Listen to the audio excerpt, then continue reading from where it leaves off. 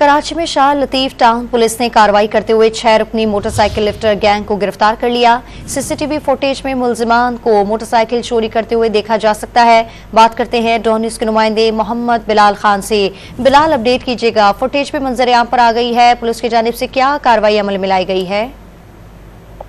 जी बिल्कुल, देखिए Shah Latif town police की जानिब से कार्रवाई की गई। दर्जनों मोटरसाइकिल चोरी करने वाले गिरोह को गिरफ्तार किया गया है। शाह लतीफ टाउन पुलिस की जानिब से खुफिया इत्तला पर 6 मुलजिमान गिरफ्तार किए हैं।